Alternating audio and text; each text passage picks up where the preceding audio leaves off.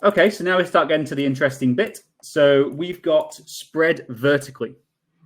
Now, three kind of similar settings here: spread vertically, spread horizontally, and horizontal and vertical spread. The spread vertically and spread horizontally are fairly self-explanatory, hopefully. What it means is that the only movement that remaining fields will do when one is hidden is either in the specified vertical or horizontal direction. So setting those is just a case of having no group master and then either saying spread vertically or spread horizontally. And what you'll see is if I hide 1 in our spread vertically, for example, number 2 moves up to fill the space.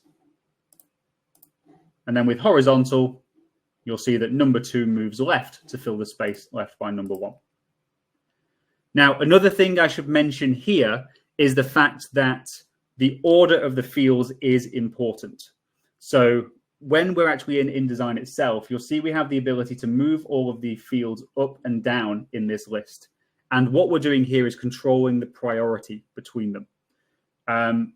So if I had 2 above 1, it would mean that if I hid 2, number 1 would move to fill the gap left by number 2. Whereas because we've got 1 as more important in our example here, it means that number 2 is moving to fill the gap of number 1 when we hide it. So you'll see, for example, in this case, if we hide number 2, number 1 does not move to fill that space because number 1 has the priority.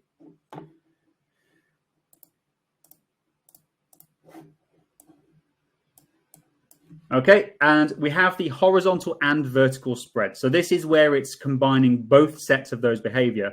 And what it's basically doing is allowing you to move things in a sort of Z-shaped fashion is the best way I can describe it. So this is where we've got, in our spread behavior drop down here, we've got spread vertically and horizontally selected. So it's doing both directions of behavior. And what you'll see is that if I hide number 1, we've got some which move horizontally and some which move vertically, sort of in that Z shape. So number 1 has gone, so number 2 has moved left, number 3 has moved up, and number 4 has moved left. And the same behavior happens if I'm hide number 3, so number 4 will move up here. Now, I haven't got an example of that reversed behavior, but I have got a little GIF which will show it. So if we do change the behavior of these fields, so in our example, let's say instead of 1, 2, 3, 4, it's 4, 2, 4, 3, 2, 1. What we'll end up getting out of this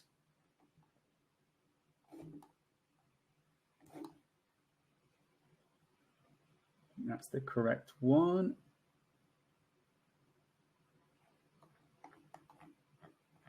Where are we? Here. So you'll see that 4 in this case, because we've reversed that order, is given the priority. So everything is moving towards 4 instead of towards 1. And I hope that makes sense.